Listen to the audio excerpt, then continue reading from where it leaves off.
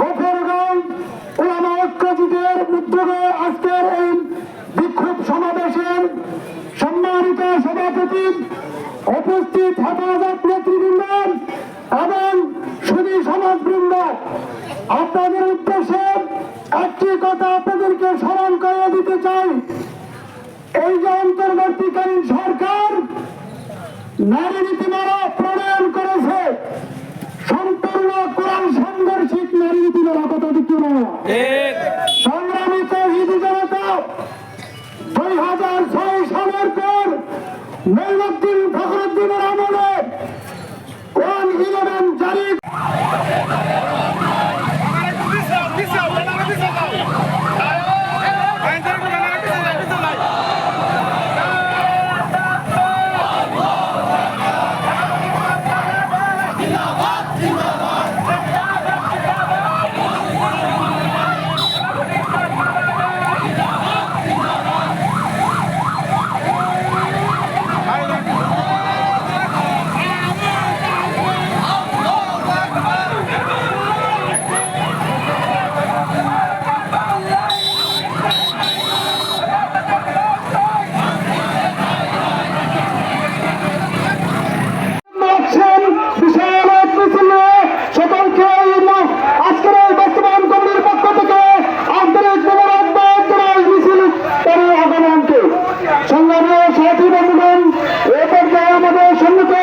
গুরুত্বপূর্ণ আলোচনা নিয়েছেন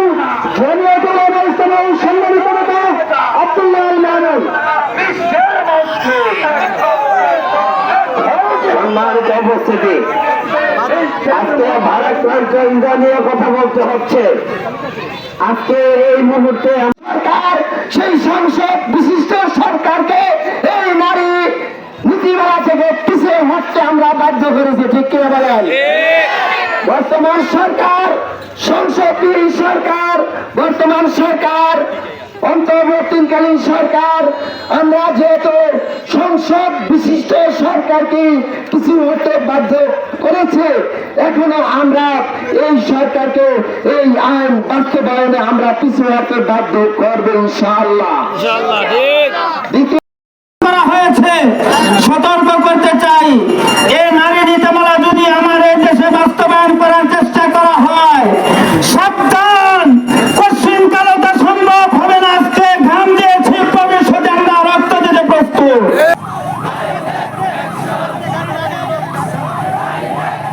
সংগ্রামী তৌহিদি জনতা 2006 সালের পর মঈনুদ্দিন ফখরুদ্দিনের আমলে কোরআন 11 জারি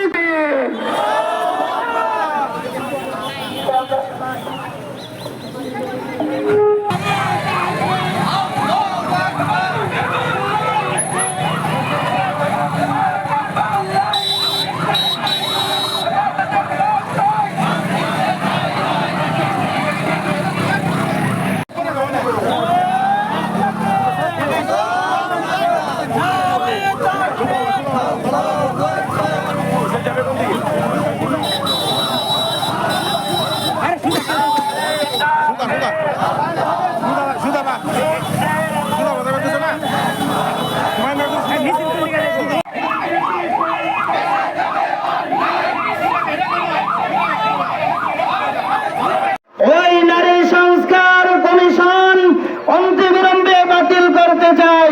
আল্লাহ তাআলা আমাদের সকলকে এক এবং এক হয়ে কাজ করার তৌফিক দান করুন।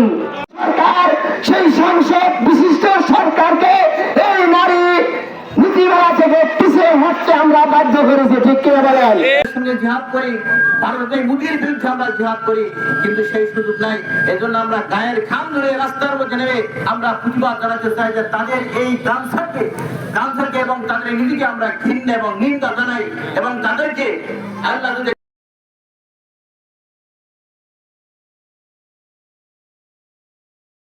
ওই নারী সংস্কার কমিশন অনতিবিলম্বে বাতিল করতে চাই। আল্লাহ তাআলা আমাদের সকলকে এক এবং এক হয়ে কাজ করার তৌফিক দান করুন। এই উদ্দেশ্যে উদ্দেশ্যে আমরা এই মিছিল করেছি সেটা হলো বর্তমান সরকারের কিছু সিদ্ধান্তের বিরুদ্ধে প্রতিবাদ করার জন্য। তার মধ্যে একটা হলো নারীনীতি। এই নারীনীতি কমিশনের যে নীতি বাস্তবায়ন করার জন্য সরকার লেগেছে, আমি মনে করি সরকারকে একটু খেয়াল করার দরকার। এই অন্তর্বর্তী সরকার এই পদে আসার একমাত্র কারণ এবং তার উৎস হলো 2013 সালে হেফাজতে ইসলামের আন্দোলনের মাধ্যমে এই সরকারের উৎপত্তি। সুতরাং এই হেফাজতে ইসলামের দায়িত্ব এবং হেফাজতের উদ্দেশ্য এবং তাদের নীতিমালা যেগুলো দেওয়া হয়েছিল, তাদের শর্তগুলি যেগুলো দেওয়া হয়েছিল, এগুলো পালন না করে তাহলে ওই হেফাজতের মাধ্যমে আবার এই অন্তর্বর্তী সরকারের আবার পরিণতি খারাপ হতে পারে। এই জন্য আমি বলতে চাই, আমাদের এই অন্তর্বর্তী সরকারকে এখনই সজাগ হয়ে কোরআন এবং হাদিসের নীতিমালা অনুযায়ী বাস্তবায়ন করার জন্য আমরা উদাত্ত আহ্বান জানাচ্ছি। সাথে আমাদের প্রতিবেশী রাষ্ট্র ভারত রাষ্ট্র, সে শুরু থেকে নিয়ে স্বাধীনতার আগের থেকে নিয়ে স্বাধীনতাও আমাদের পক্ষে ছিল না। সেই স্বাধীনতা আমাদের তাদের স্বার্থে স্বাধীনতা করেছে, বাংলাদেশের স্বার্থে সে স্বাধীনতা করে নাই। এই জন্য সে সব সময় বাংলাদেশের যুদ্ধে লেগে আছে, একটার পর এক লেগে আছে। যেরকম তার মধ্যে একটা হলো যে অপ্রিয় সম্পদ বাতিল করার জন্য এবং মুসলমানদের গোরস্থানগুলোকে ধ্বংস করার জন্য, মুসলমানদের ঈদগাহগুলোকে নষ্ট করার জন্য। এবং আমরাও জানাইতে চাই যে বৌদ্ধবাদের আমরা বিশ্বাসী না, আমরা একত্রবাদের বিশ্বাসী। যখন আমাদের একত্রবাদের ডাক দেওয়া হয় তখন আমরা সবাই দল মত নির্বিশেষে ছোট বড় সকলে আমরা ইমানি দায়িত্ব পালন করার জন্য আমরা রাজি আছি। আল্লাহ তাআলা আমাদের সকলকে তৌফিক দান করুন। বিশেষ করে আজকে আমরা যারা এই মিছিলের মধ্যে হাজির হয়েছি, অনেক দূর দূরান্ত থেকে আসছি, আল্লাহ তাআলা তাদেরকে পরিপূর্ণ যাতায়াত খায় দান করুন। এবং যারা আমাদের প্রশাসনের পক্ষ থেকে যেভাবে আমাদের সাহায্য করেছেন এবং আমাদেরকে উৎসাহ দিচ্ছেন, আমি ওনাদের সার্বিক কল্যাণ কামনা করি। সাথে আজকে এই অনুষ্ঠানের জন্য যারা সার্বিকভাবে সদর হয়েছে, আল্লাহ তাদের সদর সকলকে আল্লাহ তাআলা উত্তম যাতায়াত খায় দান করুন। السلام ومنك السلام تبارك ربنا وتعاليك يا ذا الجلال والإكرام।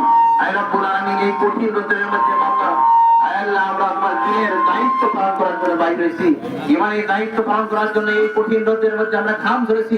আই রাব্বুল আলামিন আমাদের সে সাহাবাদের সুখ নাই, জিহাদ আমরা পাই নাই, আমাদের মন চাই গাজায় গিয়ে তাদের সঙ্গে জিহাদ করি, ভারতের মুদির বিরুদ্ধে আমরা জিহাদ করি, কিন্তু সেই সুযোগ নাই।